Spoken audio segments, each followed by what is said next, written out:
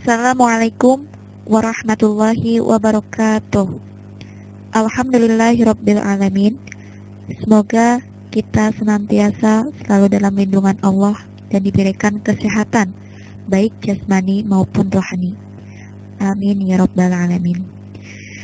Untuk mengefektifkan waktu, mari kita buka pembelajaran kali ini dengan mengucapkan isti'adah dan bismillah. A'udzu billahi minasyaitonir rajim. Bismillahirrahmanirrahim. Kali ini kita akan membahas mengenai pola penyajian dan kebahasaan teks iklan, slogan, dan poster. Sebelum ke materi, Ustazah sampaikan terlebih dahulu kompetensi dasar yang akan kita pelajari pada kali ini, yaitu menelaah pola penyajian dan kebahasaan teks iklan, slogan, atau poster yang membuat bangga dan memotivasi dari berbagai sumber yang dibaca dan didengar. Kemudian, tujuan pembelajaran kali ini yaitu ada 4. Yang pertama, mengenali pola penyajian teks iklan, slogan, atau poster setelah mengamati contoh iklan, slogan, dan poster. Kedua, mengidentifikasi pola kebahasaan teks iklan, slogan, atau poster. Yang ketiga, menganalisis pola penyajian pada teks iklan, slogan, atau poster. Yang keempat, menelaah kebahasaan pada teks iklan, slogan, atau poster.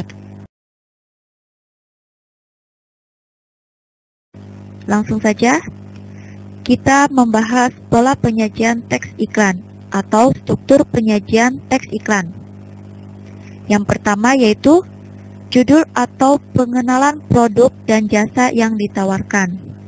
Nah, struktur yang pertama atau pola yang pertama yang kita perhatikan yaitu judul terlebih dahulu ya. Ini merupakan hal yang paling penting dalam sebuah iklan ya. Di sini judul ini mengenalkan produk atau barang dan jasa yang ditawarkan kepada masyarakat ataupun konsumen. Yang kedua, yaitu penjelas.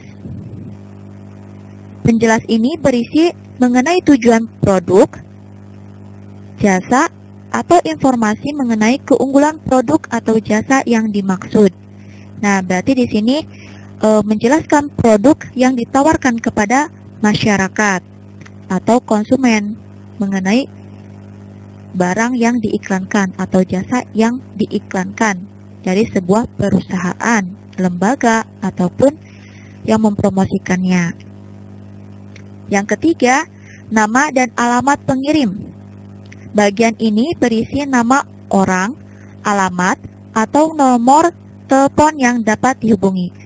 Atau bisa di situ mencantumkan nama perusahaannya, boleh, bisa ya, itu masuk ke dalam nama dan alamat pengirim. Nah, ini pola penyajian teks itu hanya ada 3. Selanjutnya, kita telaah. Mari kita telaah bersama-sama ya, atau mengidentifikasi dari iklan yang sudah dijelaskan tadi berdasarkan pola penyajiannya atau berdasarkan strukturnya. Di sini ada sebuah iklan ya Kak. Ini adalah iklan produk minuman ya, yang bernama Migu-Migu ya. Judul iklan di sini ini judulnya yaitu minuman Migu-Migu. Nah, itu termasuk ke dalam judul atau struktur yang pertama. Kemudian penjelas atau informasi isi. Ya, pada penjelas ini bisa mengkaitkan atau bisa memaparkan mengenai keunggulan dari produk yang ditawarkan atau barang yang ditawarkan. Kalau di sini ini berkaitan dengan iklan, di sini menjelaskan rasakan kesegaran buah asli dari sebotol Migu-Migu. Nah, informasi isinya itu ada kesegaran buah asli dalam sebotol minuman migu-migu. Nah, kita yang minum itu bakal merasakan yang namanya kesegaran buah asli. Kalau minumnya rasa stroberi, berarti kita merasakan kesegaran buah stroberi. Kemudian di sini informasi yang lainnya itu mengandung vitamin C. Kemudian mengandung antioksidan.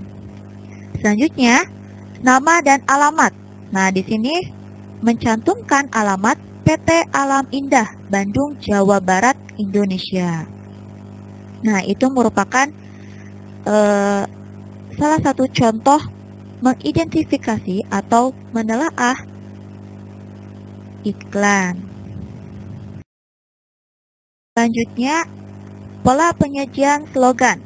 Nah, kita sudah tahu ya bahwa slogan itu berbentuk kata-kata.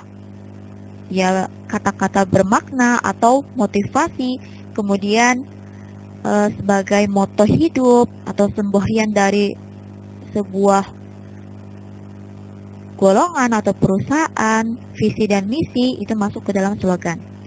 Nah, di sini ada bahwa slogan itu selalu disajikan dengan kalimat yang ringkas. Ya. Di situ kalimat yang ringkas, hanya kumpulan kata-kata atau kalimat secara ringkas. Namun di situ maknanya itu padat atau bermakna yang luas gitu. Contohnya itu ada hidup hanya sekali, hiduplah yang berarti. Nah, di sini ringkas ya, hanya beberapa kata. Namun memiliki makna yang jelas, kemudian memiliki makna yang luas. Hidup hanya sekali, hiduplah yang berarti.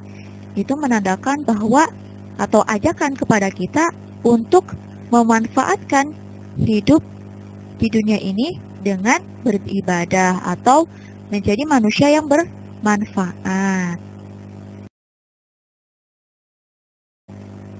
Kemudian ada pola penyajian poster. Di sini ada 2. Poster disajikan dengan lebih bebas, ya, tergantung dari si penulisnya. Itu menggunakan foto bisa, kemudian menggunakan gambar bisa. Karena memang itu termasuk ke dalam ciri-ciri dari poster ya, bebas. Kedua, sebagian besar poster yang kita lihat biasanya berupa gabungan gambar atau foto dengan teks. Nah, di sini ada contohnya ya Kak. Karena yang namanya poster itu adalah plakat yang bisa ditempel di media atau benda yang datar atau tempat-tempat umum. Itu yang dinamakan poster ya. Hanya berbentuk plakat saja. Nah, di sini ada contoh view cuci tangan 6 langkah 20 detik. Ini merupakan contoh dari poster.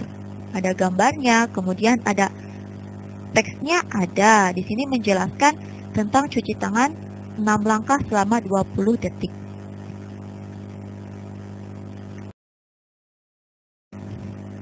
Kemudian kebahasaan teks iklan, slogan, dan poster.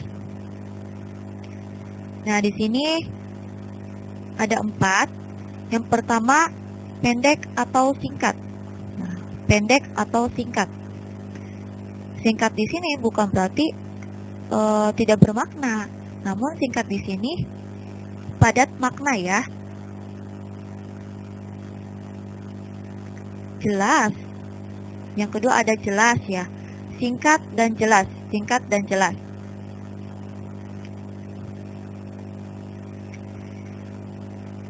Nah, yang kedua ada jelas.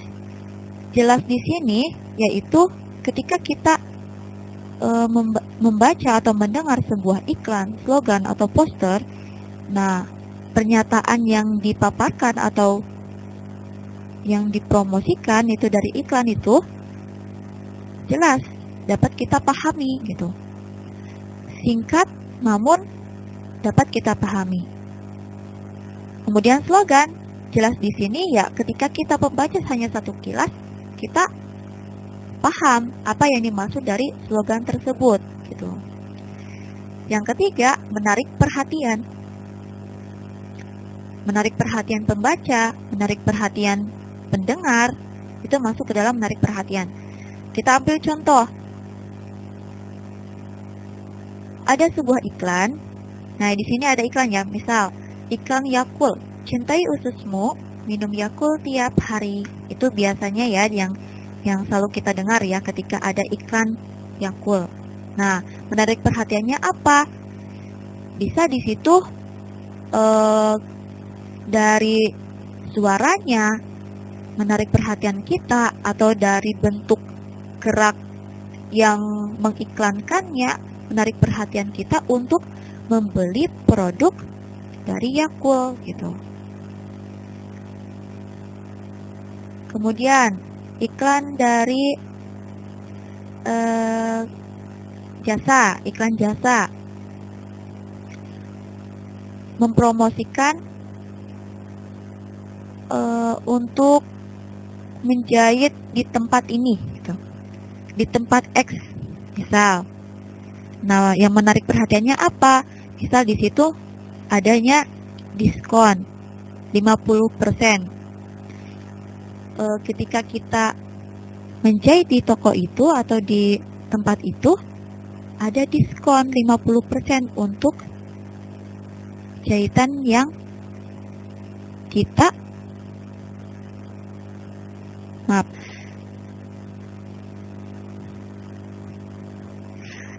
ada diskon ketika kita sudah selesai menjahit di tempat tersebut. Menarik perhatian? Menarik. Kenapa? Karena di situ ada diskon 50% untuk jahitannya. Kemudian yang terakhir, persuasif atau bersifat ajakan. Nah, setiap iklan, slogan, atau poster di situ pasti ada kalimat atau kata-kata ajakan atau mengajak. Misal, hidup sehat tanpa merokok. Ada ajakan? Ada, yaitu mengajak kepada masyarakat agar kita tidak merokok, agar kita hidup sehat. Karena merokok itu mempengaruhi organ tubuh kita. Salah satunya yaitu paru-paru. Nah, itu merupakan 4 kebahasaan yang terdapat dalam teks iklan, slogan, dan poster. Selanjutnya, perbedaan teks iklan, slogan, dan poster. Nah, ini pada pertemuan pertama sudah dibahas ya. Hanya sekadar mengingatkan saja mengenai materi perbedaan teks iklan, slogan, dan poster. Nah, di sini ada 4 unsur yang harus kita pahami nih atau agar kita bisa membedakan teks iklan, slogan, dan poster. Di sini ada gambar, kata-kata, suara, dan gerak. Yang pertama ada gambar. Yang termasuk ke dalam unsur gambar itu apa aja sih? Apa saja sih? Nah, iklan dan poster. Nah, di sini iklan itu pasti membuat gambar. Bisa gambar sebuah produk ataupun jasa. Kemudian poster. Jelas ya kalau poster itu yang memberikan penjelasan itu adalah gambar dibandingkan dengan kata-kata. Kemudian unsur yang termasuk ke dalam unsur kata-kata yaitu ada iklan, slogan, dan poster.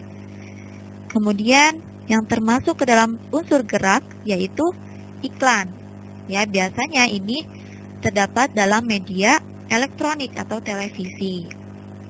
Selanjutnya, yang masuk ke dalam suara, unsur suara yaitu ada iklan dan slogan.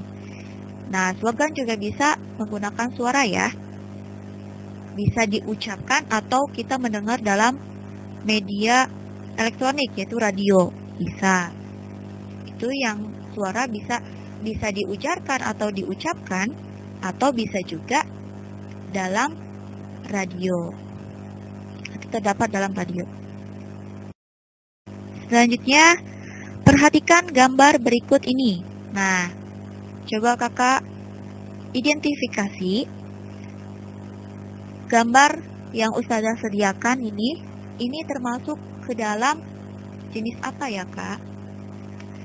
Di sini ada kata-kata jaga kebersihan masjid dan musola dari COVID atau coronavirus. Ini masuk ke dalam poster, ya, poster penerangan, ya. Di sini menjelaskan atau menerangkan bagaimana menjaga kebersihan masjid dan musola. Di situ ada gambar-gambarnya, ya, Kak. Ada mari merawat masker.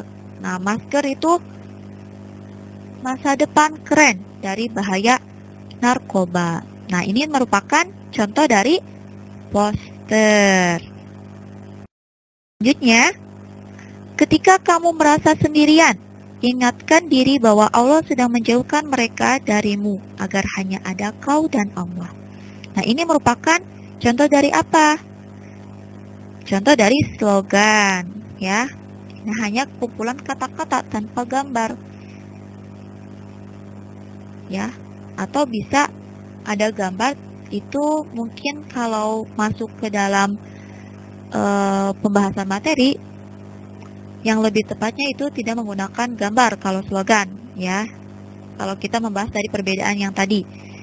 Tapi umumnya gitu, kebanyakannya gitu, slogan itu selalu menggunakan gambar gitu. Itu dikembalikan lagi kepada pembuat slogannya. Selanjutnya ada berhadiah langsung selama live Kamis 25 Oktober 2012 Kitchen Cook. Nah, ini merupakan contoh dari apa, Kak? Dari iklan. Karena di sini menawarkan harga. Ya, ini merupakan iklan. Selanjutnya, Super Crunch. Daging ayam utuh 100%. Nah, ini merupakan contoh dari iklan yang mempromosikan makanan.